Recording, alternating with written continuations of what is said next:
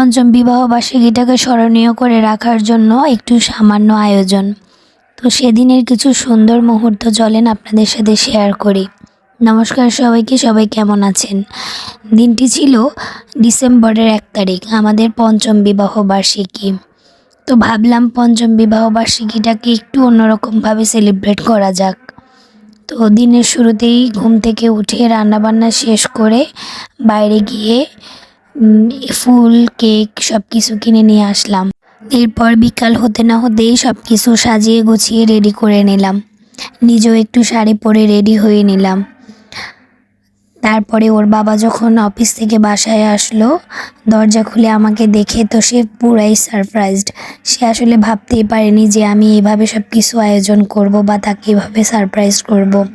সেও আমাকে সারপ্রাইজ দিতে ভুল করেনি। সেও অফিস থেকে আসার সময় আমার অনেক দিনের শখের এই বড় টেডি বিয়ার এবং গোলাপ নিয়ে এসেছিল।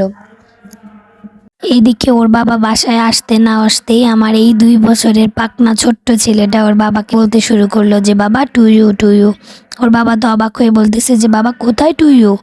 ওর বাবাকে হাত ধরে টেনে এই রুমে নিয়ে আসলো যে বাবা টু ইউ, মানে ও কেক দেখেছে তো বা এরকম করে সাজানো গোছানো, ওই জন্য ও বলতেছিল যে টু ইউ টু ইউ।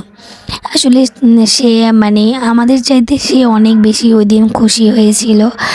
সব কিছু সাজানো গোছানো বা এই স্পার্কেল ক্যান্ডেলটা সব কিছু মিলে ও অনেক আনন্দ করেছিল।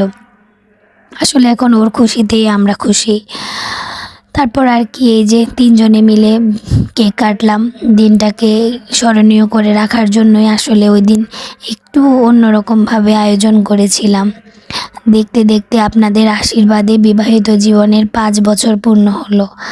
বুঝতেই পারিনি, মনে হয় যেন যে কিভাবে 5টা বছর কেটে গেল। এই 5 বছরে ভগবানের দেওয়া আমাদের সবচেয়ে বড় উপহার হচ্ছে আমাদের সন্তান, আমাদের এই অনুভব। ওকে ঘিরেই এখন আমাদের সব কিছু। ওর হাসিতেই আমাদের হাসি, ওর কান্নাই আমাদের কান্না। তো যাই হোক, সবাই আমাদের জন্য আশীর্বাদ করবেন, ভগবানের কাছে প্রার্থনা করবেন আমরা যেন সারা জীবন এভাবেই একে অপরের পাশে থাকতে পারি, সুখে দুঃখে একে অপরের হাতে হাত রেখে চলতে পারি। তো আজ এই পর্যন্তই। সবাই ভালো থাকবেন, সুস্থ থাকবেন। ভিডিওটি ভালো লাগলে লাইক, কমেন্ট এবং শেয়ার করে আমাদের পাশে থাকবেন। দেখা হবে নতুন কোনো ভিডিওতে। সে পর্যন্ত সবাই সুস্থ থাকবেন।